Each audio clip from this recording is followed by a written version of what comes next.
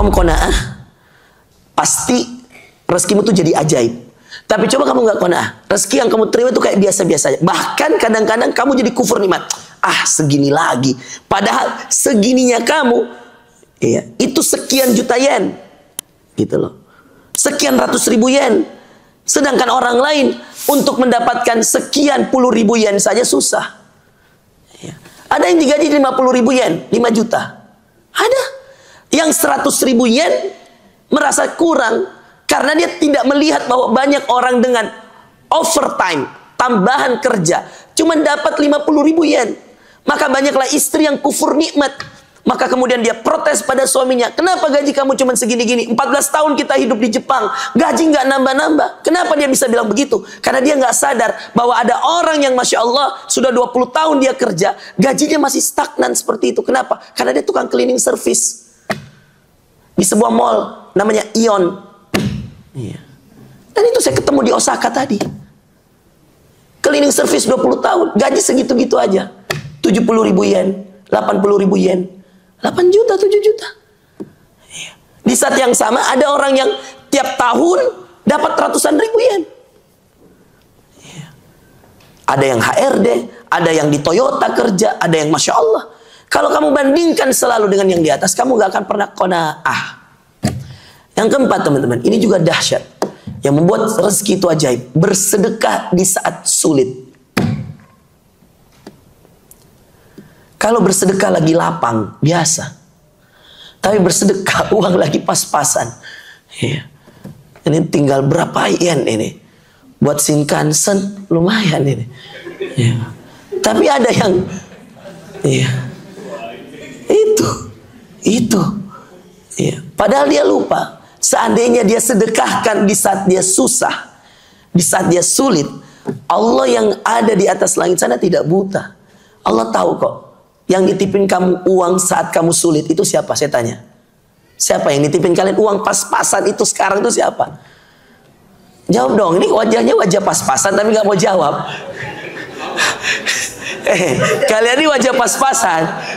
Minus. Oh, ini bukan pas-pasan. Minus. Teman-teman yang lagi pas-pasan, jawab dong.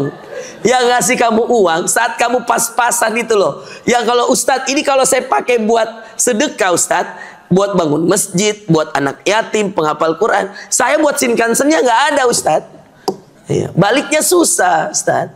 Atau buat naik ininya susah, buat jatah bulanannya nggak ada Ustadz. Gimana? Iya. Saya mau nanya, yang ngasih pas-pasan itu siapa? Allah. Kalau yang ngasih lebih siapa? Pas lagi kurang, yang ngasih kurang? Semua dititipi oleh siapa? Pas minus? Pas pas-pasan? Pas lebih? Jangan ingat Allah saat lebih. Atau ada yang lebih parah, ingat Allah saat susah, lupa Allah saat lebih. Giliran susah, Masya Allah, doa pakai nangis. Ya Allah, kontrakan ya Allah. Apa yang paling mahal? Kontrakan kayaknya. Apartemen? Bukan? Apartemen sih. Ya Allah, apartemen. Ya Allah. Duit belum turun ya Allah, gaji belum cair ya Allah. Ternyata orang tua lagi butuh uang juga di Indonesia ya Allah. Beras mahal, semua mahal. Ya Allah. Nah, jangan ingat Allah di saat susah, lalu melupakan Allah di giliran banyak duit, nggak sholat. Mana doa kamu yang dulu? Nah, makanya ada istilah kalau mau ajaib rezeki kamu, bersedekahlah di saat sulit. Ini yang dinamakan, ya. Wa anfaqu mimma, Fatir ayat 29. Wa anfaqu mimma razaqnahum sirran wa alaniyah. Sembunyi-sembunyi dan terang-terangan. Dalam Ali Imran, alladzina yunfikuna fis sarra'i wad dharra. Yang menyedekahkan hartanya dalam keadaan lapang, biasa. Wad dharra, yang menyedekahkan hartanya dalam keadaan susah, sempit. Yang hebat itu mahasiswa yang berani keluarkan 10.000 yen. Berapa 10.000 yen? 1 juta. 1 juta ya? Iya. Berani dia untuk bangun masjid di mana? Gitu misalnya. Untuk anak yatim, untuk program apa? Padahal beasiswa dia cuma 70.000 yen. Anggap aja. Cuma 7 juta. Tapi dia berani ngeluarin 1 juta ketika ada masjid yang mau dibangun. Misal. Itu hebat mahasiswa kayak gitu. Iya. Dan jadilah orang-orang yang memancing keajaiban rezeki Anda dengan bersedekah di saat sulit. Nomor berapa? 5. Saya mau jelasin panjang teman-teman. Sayang waktu kita terbatas. 8.20 kan? 5 menit lagi. Berarti ada 3 poin lagi. Gak apa-apa. Kadang-kadang yang sempit-sempit waktunya justru berkualitas pertemuannya. Oke? Nomor berapa sekarang? 5. Nomor 1 apa tadi? Yakin kepada Allah. Pancinglah keajaiban rezeki. Nomor 2, birrul walidain, bakti pada orang tua. Nomor 3, qanaah, selalu merasa cukup atas pemberian Allah. Karena kapan kamu nggak qanaah, berarti kamu menganggap Allah tuh nggak cukupin saya. Berarti Allah nggak mampu mencukupi kebutuhan saya. Itu bahaya. Kapan kamu nggak qanaah pada diri kamu, kamu seakan-akan mengatakan, ya Allah kamu nggak mampu yang ngasih saya. Saya minta sama yang lain ya Allah. Hati-hati. Hati-hati ya. Kalau kamu nggak merasa qanaah, maka seakan-akan kamu bilang sama ya Allah, kamu nggak mampu ya Allah. Udahlah saya cari sama sensei saya yang lain. Astagfirullah. Akhirnya dia bergantung pada manusia, dan semua yang bergantung pada manusia kecewa. Nomor 5 teman-teman, sumber keajaiban rezeki yang lain. Masya Allah, tabarakallah. Boleh dibuktikan nanti malam. Iya. Rutinkan 1 bulan. Kalau nggak berubah rezekinya, WA saya. Serius, WA aja. Nanti saya kasih nomornya. Tapi rutin ya, nggak boleh bolong sekalipun.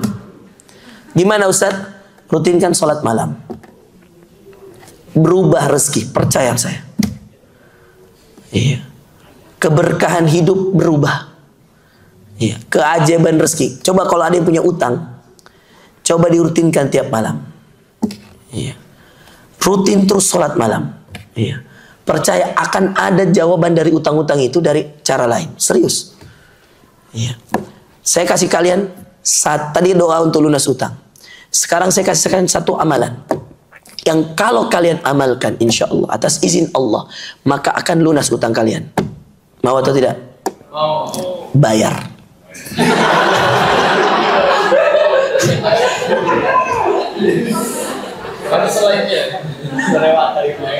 Arigatou gozaimasu.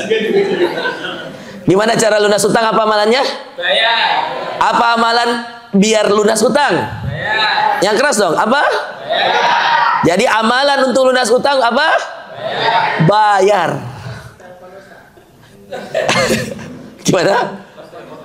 Telepon saya? Boleh. Yeah. Paling saya bilang bayar. Ustaz, minta amalan dong. Kenapa? Minta amalan buat lunas utang. Gampang. Boleh. Boleh. Iya. Bayar. Subhanallah. Baik teman-teman. Yang kelima. Sudah saya sebutkan atau belum? Belum ya? Sudah atau belum? Sholat malam. Gimana sih? Amalan mengundang keajaiban rezeki, sholat malam. Iya. Ayatnya ada di surah Al-Isra. Wa minal laili fatahajjad bihi nafilatan lak asa ayyab'atsaka rabbuka maqaman mahmuda. Pada waktu malam bangunlah sholat malam supaya Allah mengangkat derajatmu pada tempat tertinggi. Itu di akhirat. Di dunia diselesaikan semua hajat-hajatnya. Coba teman-teman yang lagi mau ujian, sholat malam 8 tahajud 3 witir 2. Di sini kan subuhnya cepat. Jam berapa kalau di Okayama? 3 lewat berapa? 3.15. Masya Allah, masih mending. Di Tokyo, saya sholat subuh di Masjid Indonesia Tokyo, saya kajian subuh di sana. Jam 2.37 azan. Jam 3.37 saya bilang, ya Allah, ini jam tahajud suruh sholat subuh. Jahat sekali. Mana isyaknya di sana jam 9 di Tokyo. Iya kan? Rian tanya nih Rian. Jam 2.37 azan subuh. Subhanallah. Saya bilang, saya sebenarnya salah waktu datang ke Jepang ini. Datangnya udah musim panas. Sudahlah panas, subuhnya jam 2. Ya Allah. Kekurangan musim panas di Jepang. Tadi teman-teman bilang, Ustadz, kenapa datangnya musim panas? Panas cuacanya. Saya bilang, akhi, saya kalau panas cuaca biasa di Sudan. Tadi kan saya lihat 35 derajat tuh di Okayama. Saya bilang di Sudan, saya pernah sampai 42 derajat.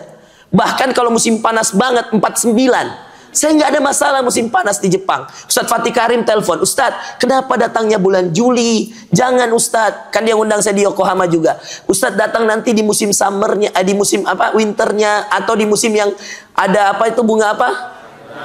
Musim apa sih namanya itu?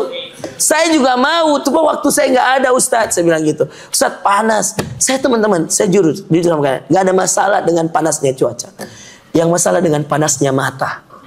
Masya Allah. Astagfirullah. Astagfirullah. Godaannya luar biasa. Astagfirullah. Di Shinkansen teman-teman, di Shinkansen. Saya kan naik yang apa no reserve itu kan. Jadi nyari tempat duduk kan. Subhanallah. Nyari tempat duduk, saya kan istri dan anak bertiga. Susah kan nyari tempat duduk dari Shizuoka ke Osaka tadi itu. Nyari yang langsung 330 kan susah. Jalan.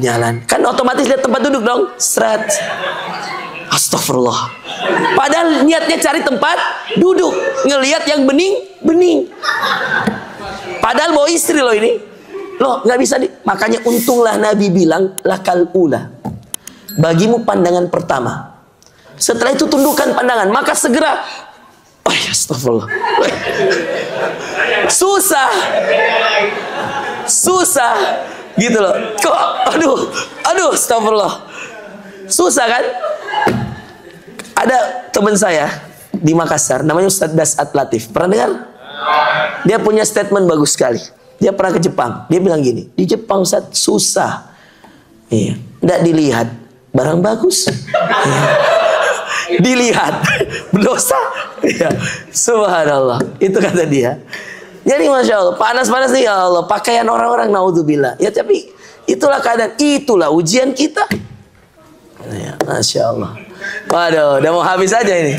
Iya, dua lagi, tambah 5 menit boleh ya? Boleh ya? Apa 5 aja?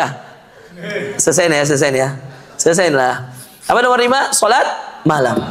Percaya sama saya. Coba hajat kalian apa? Coba rutinkan sholat malam. Yang tadinya pembimbing disertasinya susah, coba sholat malam. Selesai.